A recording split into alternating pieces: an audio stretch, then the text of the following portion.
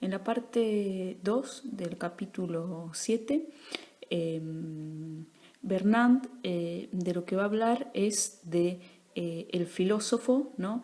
y su rol dentro de la sociedad. Y cómo este rol que tiene el filósofo cambió, ¿no? una forma de entender también el conocimiento, ¿no? y la divulgación del conocimiento. ¿Cómo empieza esta parte del capítulo? Él habla, ¿no? y menciona algunos ejemplos. Él se ubica, ¿no? Siempre estamos en Grecia, y él dice que en Grecia, en la antigüedad, existían ciertas personalidades extrañas, ¿no? Personalidades extrañas, ¿no? que tenían acceso a cierto conocimiento que el resto de las personas no. Se creía que estas personas eran una especie de sabio, ¿no? Podían ser también llamados adivinos. Se creían que algunos eran profetas, ¿no? Profetas inspirados, ¿no? Que tenían acceso a determinado conocimiento. Los poetas también representaban este tipo de grupo de personas, y hombres que eran considerados como hombres de Dios, ¿no? Estas personalidades, ¿no? representan a un tipo de figura, ¿no? que tiene cierto poder, se podría decir, en el sentido de poseer, ¿no? poseen determinado conocimiento. Conocimiento, ¿no? Esto es lo que le da algún lugar de privilegio dentro de una determinada comunidad. Podemos ver ejemplos, por ejemplo, en el caso de los sabios, también los adivinos, todas estas personas que nombra, son personas reconocidas dentro de lo que es una población, por esta razón de que tienen tal vez una comunicación, ¿no? con los dioses. Y el acceso que tienen estas personas es un acceso exclusivo.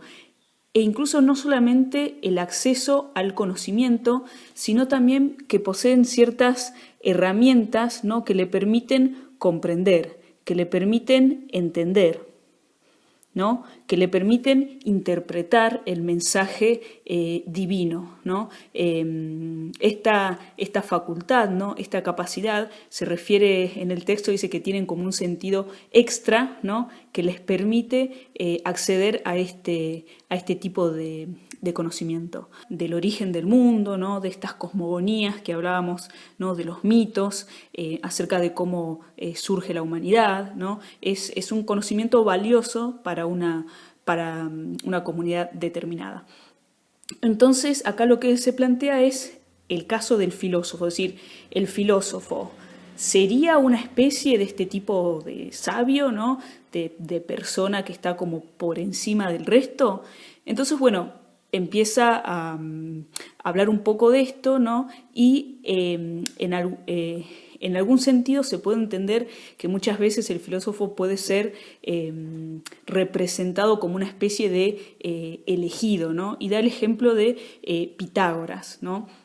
Decía que en el caso de Pitágoras, que se creía que era como una especie de secta, existía esta idea de que en algunas comunidades también religiosas está, de que hay personas que son como los iniciados, es decir, que no cualquiera entra a una secta y conoce, ¿no? estas verdades divinas, sino que hay un proceso, ¿no? en el cual estas personas pasan por unas etapas, ¿no? Son estos iniciados que después, a partir del estudio, ¿no? de entender como ciertas herramientas que le permiten comprender verdades que son superiores.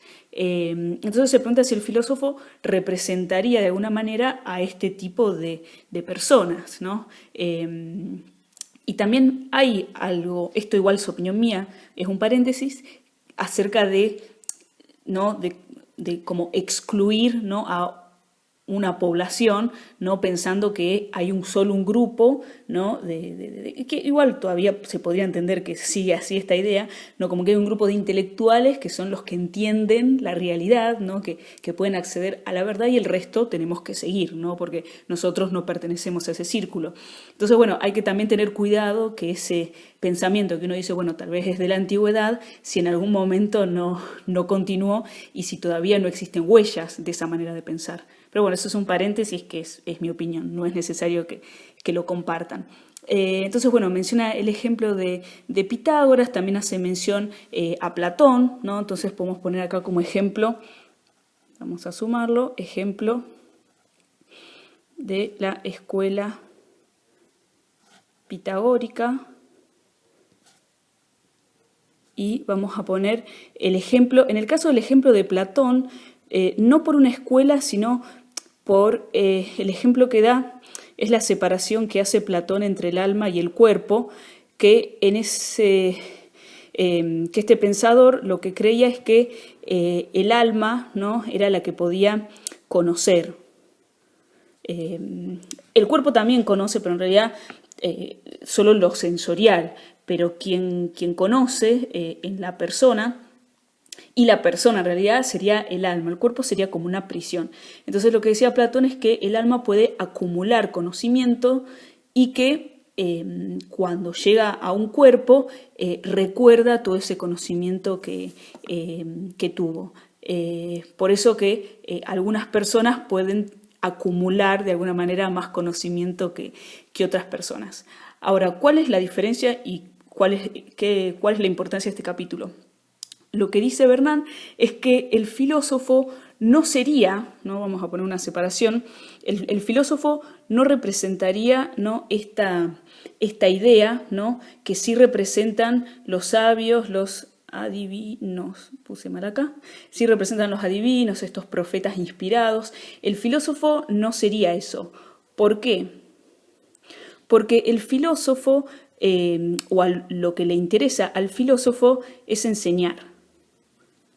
Pero enseñar no porque el filósofo piense que es este ser, ¿no? Separado de la sociedad, que es un sabio que sabe mucho. No por eso, sino porque lo que le interesa es que este secreto, ¿no? Que podíamos asociar acá, al cual accedían, ¿no? Estos misterios, que solamente podía acceder un grupo, ellos creen que es algo que todos deben compartir. Entonces, lo que hacen es divulgar, ¿no? El conocimiento. No hablamos ahora, o no vamos a hablar de sectas, ¿no? En el caso ni comunidades selectas, ¿no? Cuando vamos a hablar de filosofía, ¿no? En el caso del conocimiento se va a entender como una doctrina filosófica, doctrina o teoría filosófica, ¿no? Que sería el pensamiento de un filósofo, ¿no? Entonces yo puedo hablar, por ejemplo, de lo que pensaba Platón o Aristóteles. Y ese es el conocimiento, ¿no? A partir de ese filósofo. Y la idea es poder compartirlo con otras personas. No es, como en este caso, no es un conocimiento o un saber que se considere que es prohibido, ¿no?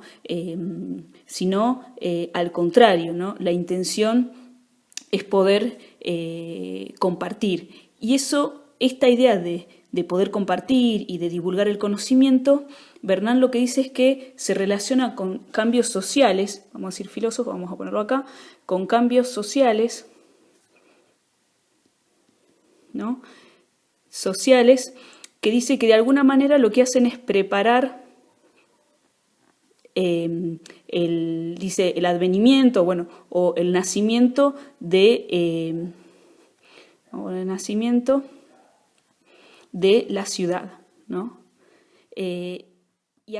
Estos cambios sociales lo que va a hacer referencia es a cuestiones, por ejemplo, religiosas. Entonces vamos a poner, por ejemplo, en la religión, ¿no? Y lo que sucede es que ciertos asuntos religiosos que antes estaban como reservados, ¿no? ¿no? a un grupo de personas, ahora ¿no? va a pasar a ser público. Público. Va a pasar a ser público, es decir, deja de pertenecer a un determinado grupo y lo que se busca es comunicar a la mayor cantidad de personas. Por eso de lo que se habla es de una ampliación o divulgación, ¿no? Llegar a más personas. Y dice que en este paso, ¿no? En este paso de aquello que era reservado a lo público es que nace la filosofía, ¿no? En este momento, ¿no? de cambios sociales es que surge la filosofía y el filósofo como figura. Y lo que dice es que el filósofo, ¿no? se dirige a toda la ciudad, ¿no? Y los lugares, ¿no? Esto de que se habla de lo público, los lugares del filósofo son, por ejemplo, las plazas, ¿no? El ágora, ¿no? Esto, por ejemplo, nos hace pensar no sale. Esto nos hace pensar, por ejemplo, en Sócrates. Esto nos hace pensar en Sócrates y la idea del diálogo, ¿no? Sócrates era conocido porque, a diferencia de su discípulo Platón y después Aristóteles, que tenían una escuela, ¿no? Era muy común el tema de las escuelas, no en el sentido de sectas, sino en el sentido de personas que tenían seguidores. Sócrates no tenía una escuela y se conocía porque él paseaba, ¿no? por Atenas y dialogaba con las personas, es decir, no era algo exclusivo ni que era imposible acceder a él. Entonces, como decíamos recién, esta idea del filósofo, ¿no? como alguien que comparte su conocimiento, ¿no? y charla, ¿no? o habla con las personas y que no se cree que es una persona que posee el conocimiento y que eso lo separa de otras personas, es lo que se opone, ¿no? a esta idea de el sabio, ¿no? o de los adivinos que decíamos que estaba acá, ¿no? Que es como se tenía antes a las figuras que tenían acceso a un conocimiento que era valioso, ¿no? Y que tenía que ver con la identidad también de diferentes comunidades, pero el filósofo se diferencia de esas figuras.